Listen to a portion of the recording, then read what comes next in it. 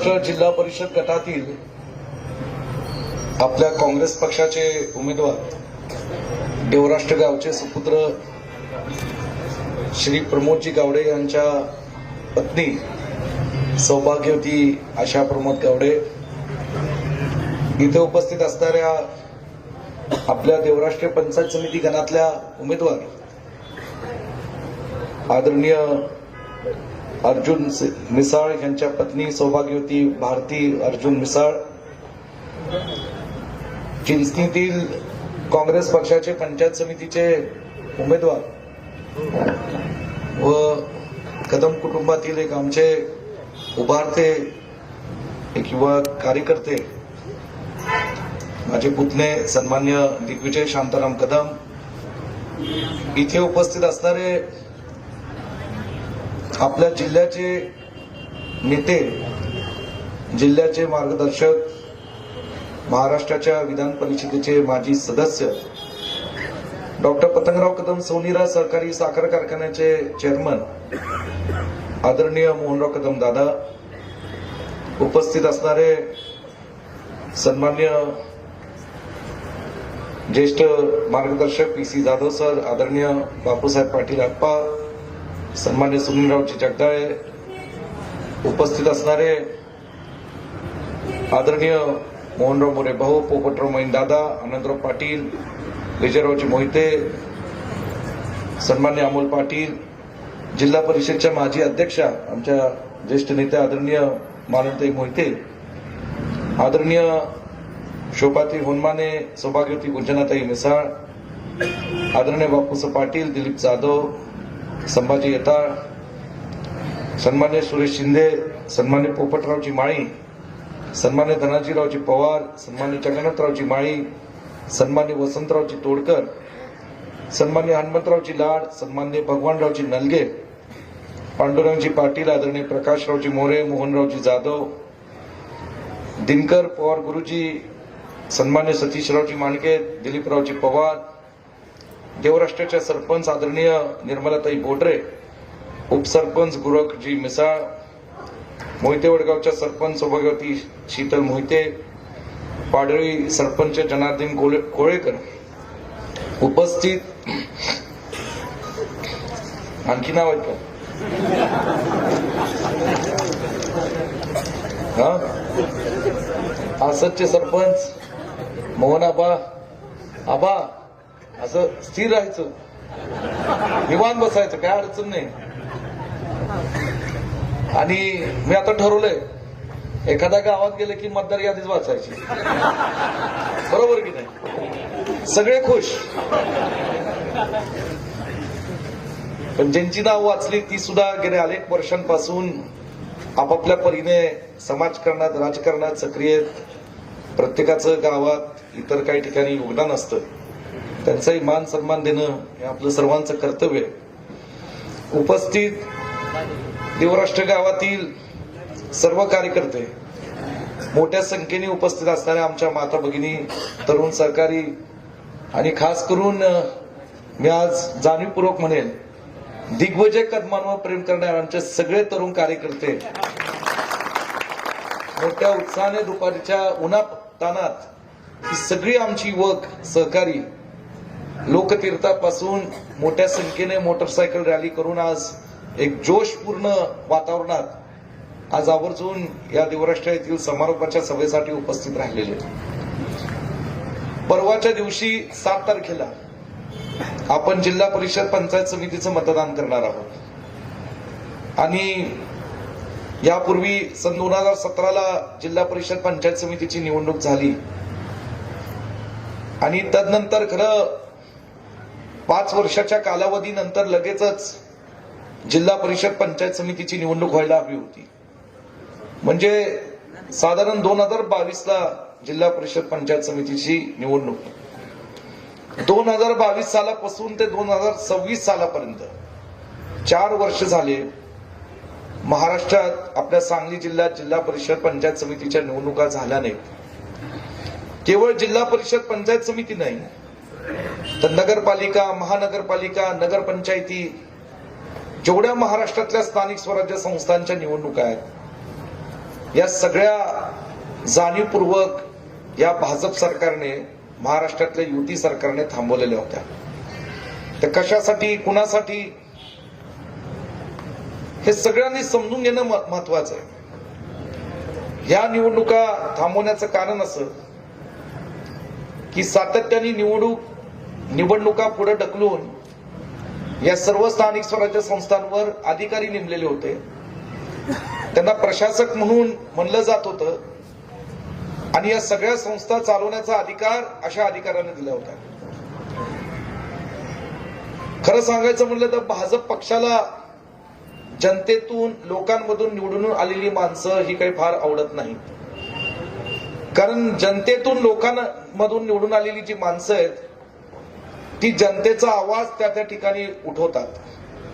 पंचायत समिती सदस्य, जिल्हा परिषदचा सदस्य निवडून गेलात तर ज्या पंचायत समिती गणातनं, ज्या गावातनं तो निवडून येतो, जो जिल्हा परिषद गटातला सदस्य निवडून येतो, तो त्या सभागृहात जाईल, सर्वसामान्य लोकांचे प्रश्न, अडचणी, गावातल्या समस्या तो मांडेल आणि आवाज मिळतो लोकांना त्या सभागृहात.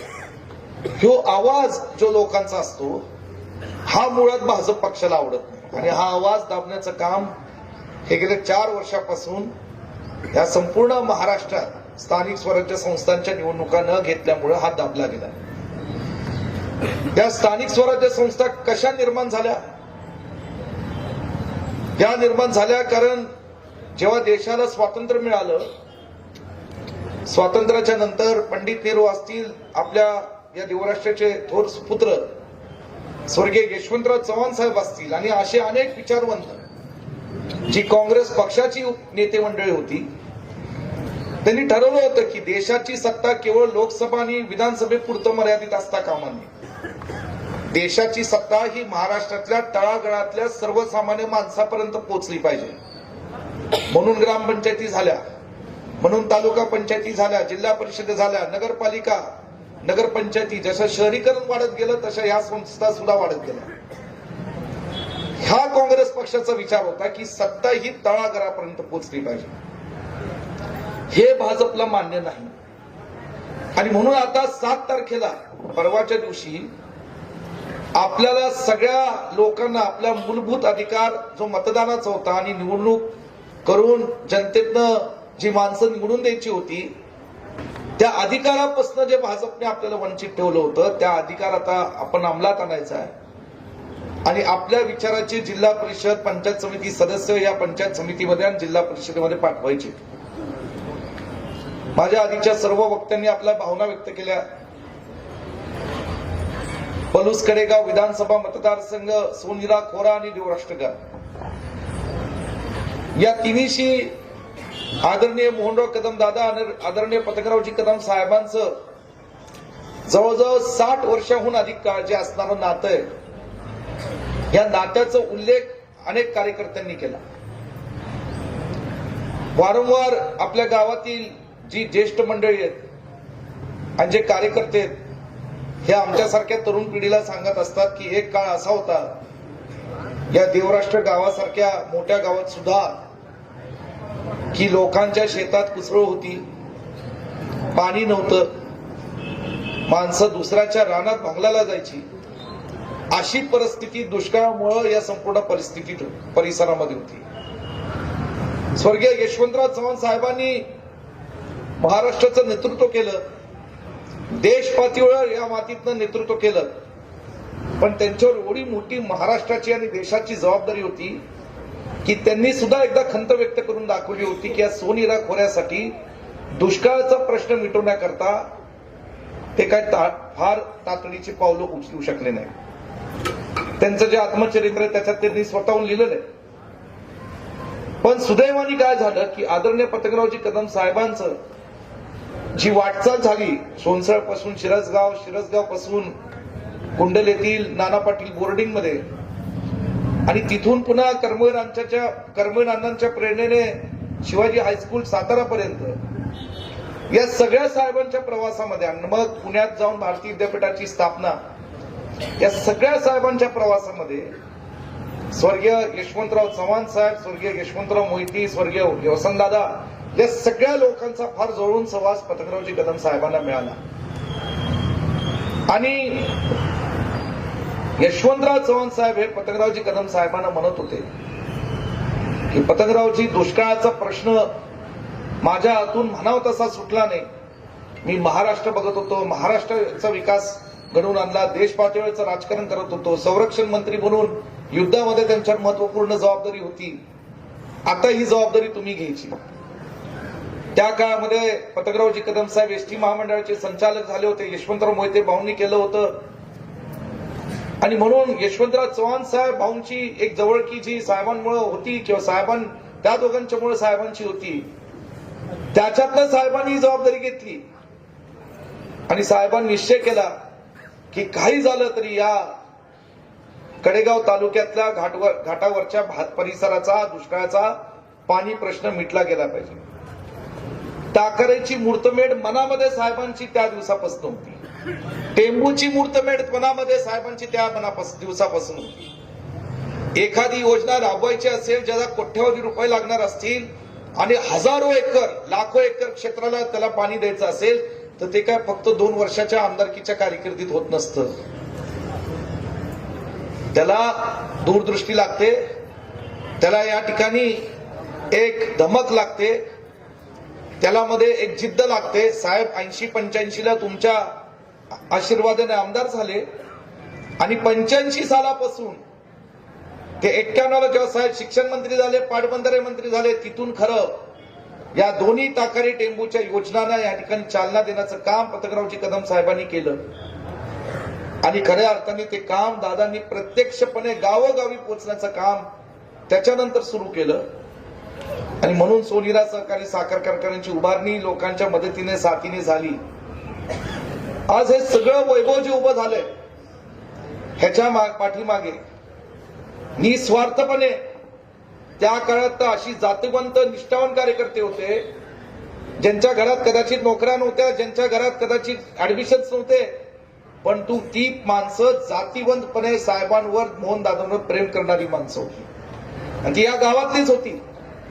भलं थोडी असती, पण ती अशी माणसं होती की त्या माणसांच्या जीवावर संपूर्ण गावाचं राजकारण चालायचं. अशी प्रत्येक गावात या पलीकडे गावच्या तालुक्यात मतदारसंघात माणसं होती. 85 ची निवडणूक झाली, 90चा काळ गेला, 99चा काळ पुन्हा आला. साहेब उद्योग जलसंधारण खात्याचे मंत्री आणि साहेबांनी धडाधड रोज प्रत्येक कॅबिनेटच्या बैठकीमध्ये हा विषय मांडायची की ताकारी टेम्पूंना निधी दिला पाहिजे.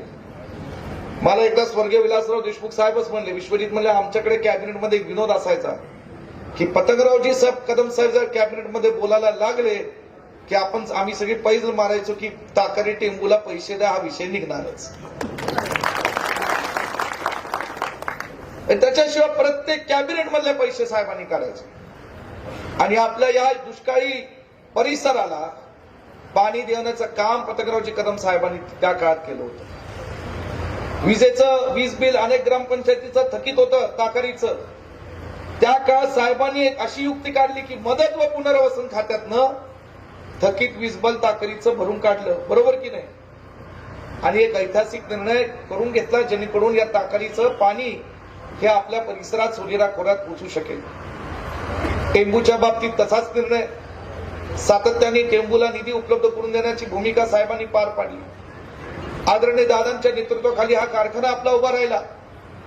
आणि आज मला अभिमान आहे त्या कारखान्याचा संचालक म्हणून मी काम करतो. अनेक संचालक इथं बसलेले की सांगली जिल्ह्यातला शेतकऱ्यांसाठी, सभासदांसाठी पहिला 3500 रुपये दर करणारा जाहीर कारखाना हा डॉक्टर पतंगरावजी कदम साहेब कारखाना होता.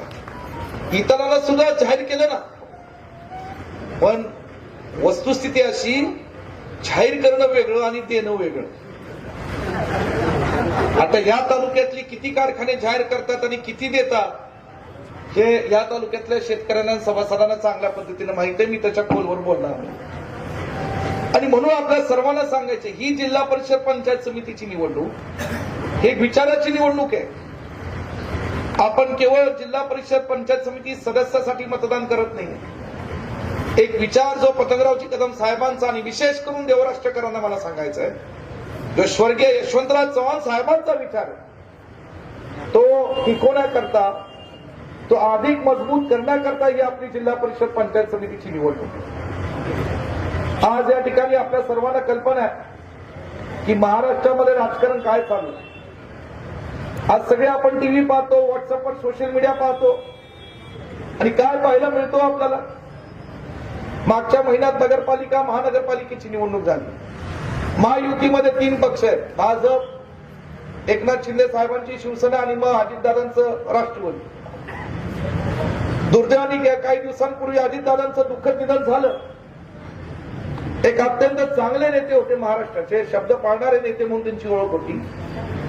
परंतु त्याच अजितदादांच्या वर मागच्या महिन्यात भाजपच्या नेत्यांनी, कार्यकर्त्यांनी, आमदारांनी किती गलिच्छ शब्दात त्यांच्यावर टीका टिप्पणी केली हे सगळ्या महाराष्ट्राने पुणे आणि पिंपरी चिंचवडच्या निवडणुकीच्या काळात पाहिलं होतं। आणि म्हणून आपल्या सर्वांना मला सांगायचं, हे जे भाजपची वृत्ती आहे, हा जो भाजपचा पक्ष आहे, हा ज्यांना आज मित्र पक्ष म्हणून शेजारी बसवतो, मग तो एका बाजूला एकनाथ शिंदेचा पक्ष असेल, दुसरीकडे राष्ट्रवादी असेल। मी तुम्हाला आजच्या तारखेला जाहीरपणे सांगतो, तारीख आणि वेळ नोंद करून ठेवायची, 2029ला ह्योच भाजप पक्ष ह्याच मित्र पक्षांना संपवल्याशिवाय राहणार नाही, अशा प्रकारची चाली असेल त्या काळात। आणि त्यावेळेस 2029ला पुढच्या विधानसभा लोकसभेच्या काळात या आपल्या महाराष्ट्रामध्ये आपल्या गोरगरिबांचं, शेतकऱ्यांचं, माता भगिनींचं संरक्षण करणारा, छत्रपती शिवाजी महाराज, फुले शाहू आंबेडकरांच्या विचाराने काम करणारा एकमेव पक्ष या ठिकाणी महाराष्ट्रात जो काम करत असेल तो काँग्रेस पक्ष आहे। आणि त्या दृष्टीने आज आपल्याला वाटचाल करायची। पंचायत समिती, जिल्हा परिषदचे सदस्य मी काय माझ्या व्यक्तिगत स्वार्थाकरता निवडून आणत नाहीये। दिग्विजयला काय पदाची हाव नाहीये। दिग्विजयला कुठलंही पद द्यायला समर्थ त्याचा काका बसलाय, कुठलंही पद मी देऊ शकतो, कधी मी समर्थ आहे त्याला। पण निवडणूक का लढवायची, तर साहेबांची, दादांची या मातीमध्ये पुण्याई आहे। आणि त्याला मी अजिबात सांगितलं नाही निवडणूक तू लढ म्हणून। चिंचणीच्या खोऱ्यातले सगळे कार्यकर्ते मला भेटले, सगळ्यांनी येऊन माझ्याकडे मागणी केली। पलूस कडेगाव मतदारसंघाचा आमदार म्हणून मागणी केली, काका म्हणून नाही, आमदार म्हणून मागणी केली की आम्हाला दिग्विजय कदमांना उमेदवारी द्यावी अशी आमची इच्छा आहे। कारण गेल्या अनेक वर्षांपासून दिग्विजय कदम आमच्या सुखदुःखात सहभागी होता। तरुण पिढी म्हणाली, आम्ही जेव्हा फोन करतो तेव्हा ते फोन उचलतात आणि लागेल ती मदत करतात। असं गेल्या अनेक वर्षांपासून हळूहळू जे काम त्यांनी लोकांमध्ये राहून केलं, म्हणून त्याला त्या ठिकाणी उमेदवारी देण्याचा निर्णय घेतला। लोकांची मागणी होती, लोकांची इच्छा होती। पण हे करत असताना देवराष्ट्रामध्ये सुद्धा एक संधी 40 वर्षांनंतर मिळाली की आता ठीक आहे, चिंचणी गाव मोठं होतं, त्याच्या पाठोपाठ देवराष्ट्र, त्याच्या पाठोपाठ मोहिते वडगाव आहेत, खोऱ्यातली काही मोठी गावं आहेत। आणि म्हणून आता सांगायला लागलं देवराष्ट्र उमेदवारी देत असताना आता जाऊ दे काय बोलत, देवराष्ट्र मोठे हे मान्यच आहे। देवराष्ट्र गाव मतदानी मोठं जरी असलं तरी माझ्यासाठी मनातून काय भावना उपळली ते मी सांगतो की देवराष्ट्र स्वर्गीय यशवंतराव चव्हाण साहेबांचं जन्मगाव आहे। आणि ह्या गावाला जर 40 वर्षानंतर आपल्याला जर संधी देता येत असेल जिल्हा परिषद पदाच्या सदस्य पदाची, तर देवराष्ट्रकरांनी ती घ्यायला पाहिजे। आणि आपण काँग्रेस पक्षाचे एक नेते, कार्यकर्ते म्हणून ती द्यायला हवी। बाकीचे गावातले कार्यकर्ते इच्छुक होते, आम्ही दिलं। प्रमोद गावडेजी इथं आहेत, काय या ठिकाणी सक्रिय राजकारणात ते आहेत, लोकांमध्ये फिरत असतात। कोण म्हणतं अत्यंत चांगला आहे, कोण म्हणतं काही चुका आहेत, असू दे ना, कुणाच्या चुका नाही, तो काढायच्या चुका, मग मोठी यादी, बरोबर ना, मग ती यादी फार मोठी। मनुष्य चुकतो, विश्वजित कदमही कदाचित चुकत असेल, हरकत काहीच नाही। चुकलो तर इथं बसलेल्या वडीलधाऱ्यांना अधिकार आहे, कडेगावला यावं, कारखान्यावर यावं, बंद खोलीतून सांगावं, बाळासाहेब तुमच्याकडे चुकतंय, 100% चुकलं तर मी माफी सुद्धा मागेल। एवढे संस्कार मला दादांनी आणि पतंगरावजी कदम साहेबांनी केले आणि चूक दुरुस्ती करून पुढे चालेल। पण ती चूक डोक्यात ठेवायची, राग डोक्यात ठेवायचा आणि मग नुसतं फुगून बसायचं, मग ह्याची जिरवायचीच आहे मला, का सोसायटीमध्ये असं केलं, ग्रामपंचायतीत तसं केलं. तिथंच राहावा, सोसायटी आणि ग्रामपंचायत, त्याच्या पलीकडे जायचं नाही का? ते जायचंय. हे ठरवलं पाहिजे एकदा आपल्या लोकांनी की नुसतं त्याच अडकायचंय छोट्या मोठ्या गोष्टी. साहेब त्याला वेगळे शब्द वापरायचे, चिरीमिरी गोष्टी, बरोबर की नाही? असं म्हणायचं साहेब, चिरीमिरी गोष्टीत अडकताय तुम्ही का? त्याच्या पलीकडे जायचं. ही संधी मिळाली देवराष्ट्र गावाला आणि देवराष्ट्र गणाला.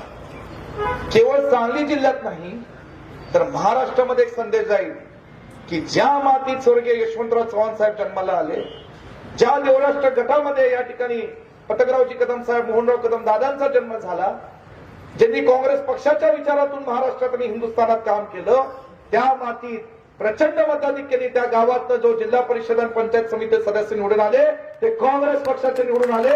हा संदेश आपल्याला निवडणुकीत द्यायचा. आणि म्हणून मी सांगितलं की सध्या महाराष्ट्रात काय चाललंय याचा बारीक विचार करा. आणि ते जे विष आहे महाराष्ट्रातलं, ते विष आपल्याला पलूस कडेगावच्या मातीत आणून द्यायचं नाहीये. साहेब दादा आहेत, म्हणजे साहेब होते, दादा आहेत, म्हणून आपला मतदारसंघ हा थोडासा सुरक्षित आहे त्या विषयापासून. ही जिल्हा परिषद पंचायत समितीच्या निवडणूक आमच्या आज विसाळता या ठिकाणी उभ्या आहेत, त्या सुद्धा योगायोगाने त्यांचं नाव सुद्धा भारतीय, बरोबर की नाही? आणि म्हणून आता भारतीय देवड्याच्या कर्मचाऱ्यांनी तर जोरात पळावं. पळतच असतील, बाकीची पळत असतील, कार्यकर्ते कष्ट घेत असतील, यावर काही दुमत नाही. पण थोडीशी जी मरगळ आहे, दिग्विजय काय गोष्टी बोलल्या, काही गोष्टी दिग्विजय बंद खोलीत बोलायच्या असतात, काही जाहीर. पण आता काय, मला थोडा अधिकार आहे वेगळा. मला एवढंच सांगायचं की ही थोडीशी मरगळ आहे ना, ही जरा झटकून टाका. ही नाही झटकली पुढच्या 2 दिवसात, दिवस आणि वेळ आता फार कमी राहिलेला आहे, तर गाव, समाज आणि येणारा भविष्यकाळ मरगळ न टाकणाऱ्यांना माफी करणार नाही. आणि ते तो सोडूनच द्या, मी माफ करणार नाही. कारण हा आपला बालेकिल्ला आहे. या बालेकिल्ल्यात साहेबांनी दादांनी पाणी आणलं, नुसतं आणलं नाही तर शेतकऱ्यांच्या बांधापर्यंत नेलं. किती हजारो कुटुंब आणि संसार या देवराष्ट्र खोऱ्यात आणि देवराष्ट्र गावात उभी राहिली. आपला कारखाना देवराष्ट्र खोऱ्यात आहे. हे सगळ्या गोष्टीचा अभिमान, गर्व तुम्हाला वाटला पाहिजे. आणि मला आनंद केव्हा होईल की या जिल्हा परिषद पंचायत समितीमध्ये तालुक्याचं वातावरण तर चांगलंच आहे, या ठिकाणी पलूसचंही वातावरण चांगलं आहे. देवराष्ट्र भाजपची नेते येतात, म्हणतात काय देशात आमची सत्ता आहे, महाराष्ट्रात आमची सत्ता आहे आणि म्हणून आम्हाला सत्ता द्या. पलुसकरांनी ऐकलं का? 30,000 लोकसंख्येचं गाव, शहर, 25,000 मतदार, तुमच्या सर्वांच्या आशीर्वादाने, पलुसकरांच्या आशीर्वादाने 21 पैकी 17 नगराध्यक्ष सह जागा काँग्रेस पक्षाच्या चिन्हावर ताकदीने आपण निवडून आणणार. आणि आज तसंच चित्र इकडे सुद्धा आहे. मी तुम्हाला सांगतो की दुसरं स्वतःचं काम काही सांगू शकत नाही भाजपचा नेता कार्यकर्ता. का आपल्या देवराष्ट्रातला एक माणूस धाडसाने उठून उभा राहून विचारत नाही भाजपच्या कार्यकर्त्यांना? बरोबर.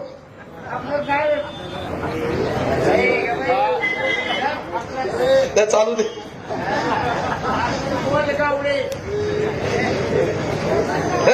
राहू दे, ती यंत्रणेतला विषय तो.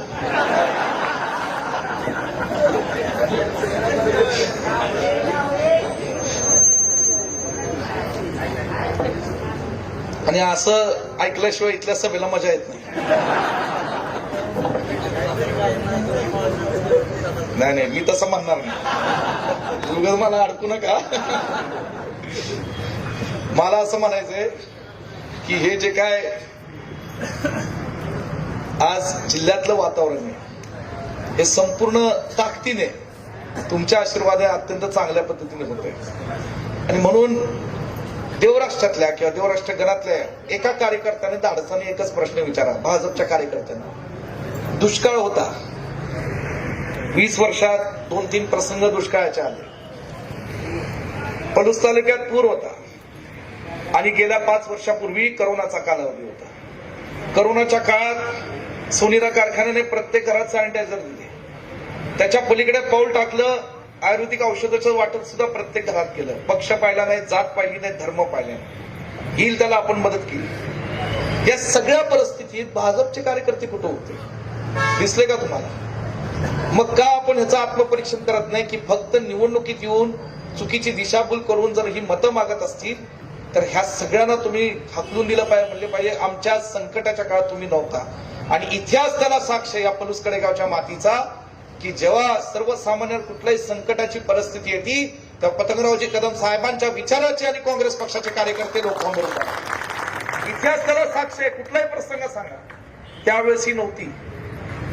आणि म्हणून आपल्या सर्वांना माझी नम्र विनंती, 7 तारखेची निवडणूक देवराष्ट्रातल्या गावातल्या आणि देवराष्ट्र गणातल्या प्रत्येक गावातल्या माणसांनी पेटून उठलं पाहिजे.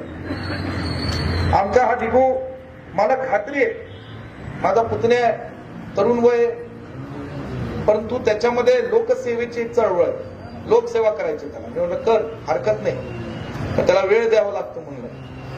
आणि तो देईल. मी तुम्हाला शब्द देतो की या देवराष्ट्र खोऱ्यातल्या कुठल्याही माणसाने कधी त्याला सांगितलं दिग्विजय कदम तुमच्या पाठीशी उभा राहील खंबीरपणे, हे मी तुम्हाला निश्चितपणे सांगतो. अशी सगळी पिढी आदरणीय, मी सुद्धा साहेबांचे विचार पण मोहनदादांच्या तालमीतला कार्यकर्ता, आणि म्हणून ही सगळी आम्ही त्यांच्या तालमीतली तयार झालेलो कार्यकर्ते आहेत. आम्ही वेगळ्या भावनेने या मतदारसंघाची लोकांची सेवा करू. आता 7 तारखेला तिन्ही आमचे कॅन्डिडेट, प्रमोदच्या गावड्यांच्या पत्नी, या ठिकाणी आमचे भारती अर्जुन मिसाळ, दिग्विजय कदम, या तिघांना या देवराष्ट्र गावात तुम्ही जसं मला विधानसभेला मताधिक्य दिलं त्याच्याहून जास्त द्यावं. शक्य आहे, अडचण काही नाही, अडचण काही नाही, सगळं शक्य आहे. आपण सगळ्यांनी या ठिकाणी ताकदीने कामाला